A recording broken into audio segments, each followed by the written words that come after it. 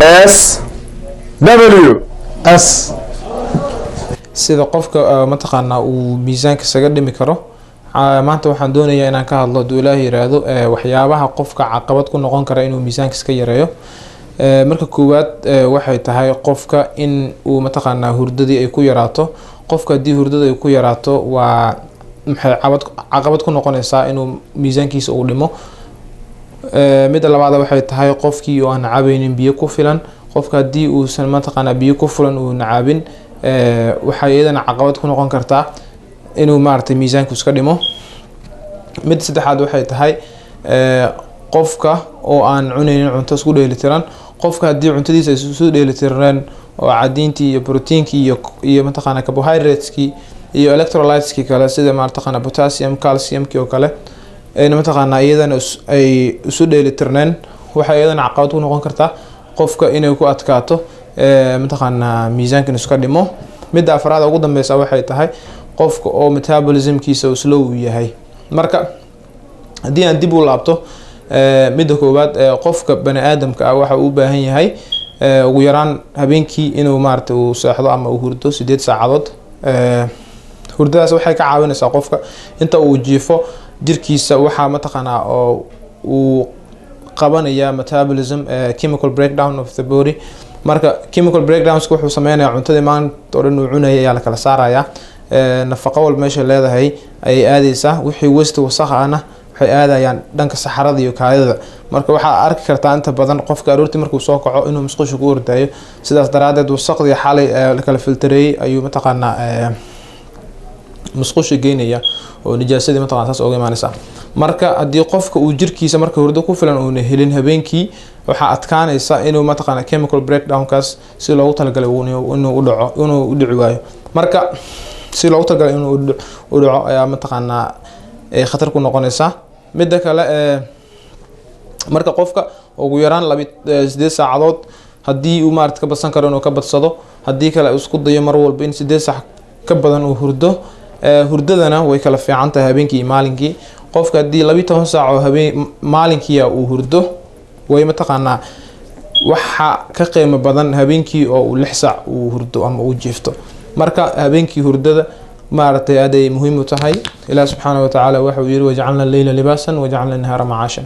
habeenkiina mataqaanaa mugdi baa laga dhigay si aan u maartay u ilowno wixii maalinkii iyo daalkii uu naga baxo. maalinkii mataqaanaa aan u shaqeysano oo nolosheena wixii aan intii Ilaahay uu noo qoraan raasano. marka hurdada habeenkii waa muhiim qofka inuu hurdo at least 8 saacadood.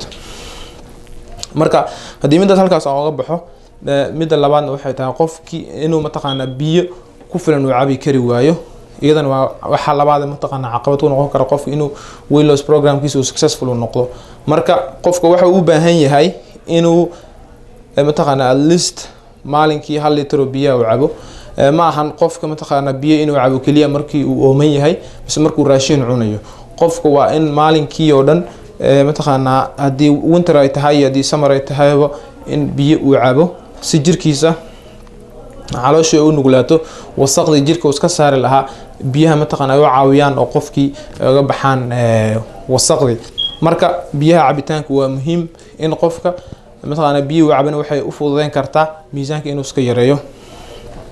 mid saddexaad ayaa waxay tahay qofka cunto isu dheelitiran inuu cuno. qofka ma ahan in maalinkii aroortii inta soo kacdid mataqaanaa beer aad ku quraacatid iyo mataqaanaa canjeera cuntid duurkii baasta iyo mataqaanaa hadan aad hilib suqaar cuntid habeenkii oo kale hadan bariis cuntid. marka waxa loo baahan yahay qofka waxa uu cunayo aroortii inay wax walba u dhameystirnaadaan. waa in proteinka lahaada waa in mataqaanaa carbohydrates xoogaa ama limited ay ku jirto. fat mataqaanaa ku filan oo yar inay ku jirto. marka cuntada isu dheelitiran waxay ka caawinaysaa in mataqaanaa markaas jirkaaga uu noqdo mid isla wada socda oo cadiintii iyo proteinkii iyo carbohydrateski iyo electrolyteski oo dhan wixii oo dhan maartay ay ku jiraan cuntada. marka aad muhiim u tahay midaasi. iyadana waxa hadii oo mataqaanaa aad sameyn weys sidaas waxay caqabad weyn ku noqon kartaa in miisaanka aad iska dhintid. marka waa muhiim in cuntada aan kala garano waxay yihiin. hadda proteinka kale cuntooyinka laga helo waxa kamid ah nuts kale looska ama almonds kale iyo mataqaanaa hilibka hadii la aado kale kalluunka oo kale iyo digaaga protein ay leeyihiin, digirta oo kale protein ay leedahay, ukunta qaybta cadaanka ah, huruudka ma qaybta kale cadaanta waxay leedahay protein waaye. marka sidaas inaad oo la socotid oo proteinka aad badsatid. fat oo kale aroortii ukunta mid huruudka le fat uu leeyahay, cheese oo kale fat badan buu leeyahay, sokorta oo kale carbohydrates badan bay leedahay. marka waxa aad iyo aad muhiim ah qofka inuu cuntada uu cunayo uu garto waxa ay kala yihiin. waxa markaas u fududeynaysaa inuu qofka uu mataqaana goolkii uu lahaa ama meeshii uu tiigsanayay inuu si fudud uu ku tago. marka haddii midaas aan meesha ugu gudbo, midda afraad ugu dambeysa waxay tahay mataqaana caqabad ku noqon kara qofka inuu leeyahay low metabolism. low metabolism kaas waxa uu keeni karaa qofka haddii low metabolism uu leeyahay jirkiisa cuntada breakdown ma ku sameynayo sida loogu talagalay, waqti ka dheer ay ku qaadanaysaa. marka qofka waxa uu u baahan yahay in metabolismkiisa uu high ka dhigo.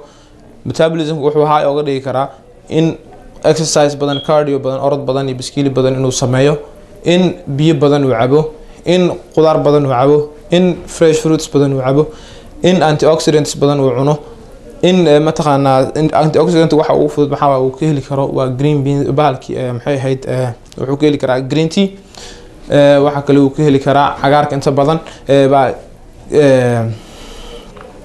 what do you call grapes oo kale ama canabka antioxidant badan uu leeyahay. waxa kale oo antioxidant uu ka caawinaya kansarka ay jirka mataqaana uu ka caawinaya inuu la dagaalamo. marka qofka metabolismkiisa hadii uu high noqdo, jirkii waxa uu sameynaya cuntadii markuu cuno qofka waqtigii loogu talagalay ayuu breakdown ugu sameynaya oo markuu kala saaraya. si qadada markii waqtigeeda la gaaro qofkii isagoo gaajaysan oo calooshiina waxba isku soo harin ee qadada uu cuno, sidaas oo kale hadana cashadii. marka waxa mid isku garan kartaa qof waxa laga yaabaa inuu caato yahay maalinkii mataqaana waxa laga yaabaa 5 goor wax cuno halkii mar saxan kaligiisa inuu dhameeyo. mid kale wax gacanta dhinaca kale waxa arkaysaa qof cayilan oo maalinkii 3 goor wax cunayo wixiina wax yar mataqaana ay yihiin. marka qofkaas cayilan metabolismkiisa ayaa high ah, ka kala caatada metabolismkiisa low ah. jirka markii breakdown ay ku sameynayo qofkii ma cayilayo haduu exercise sameynayo oo metabolismkiisa loo sareeyo. marka midaas afraad waa muhiim. waxa intaas oo dhan mataqaana afartaas hadaan soo koobnay waxa mataqaana ugu muhiimsan qofka marka hore waa inuu horta iska dhaadhiciyo ama uu go'aansadaa in uu doonayo inuu mataqaana jirkiisa uu isbedel uu ku sameeyo. isbedel markuu ku sameeyo waxaan ballanka qaadayaa in jirkaaga aad jeclaanaysid, haddii aad mataqaana meesha aad tiigsanaysid aad gaartid, dulqaad badan aad u baahan tahay, culeys badan baa ka hor imaan doona inaad mataqaana ka talaabsatid. laakiin mar walba waxaad ogaataa inaad gool leedahay, goolkaas sidii aad ku tagi lahaydna aad go'aansataa. marka barnaamijka maantaas aan ku soo gabagabeynaya. wixii su'aalaha waxaad igu soo diri kartaan swsshows@gmail.com waa swsshows@gmail.com. Assalamu alaykum wa rahmatullahi wa barakatuh.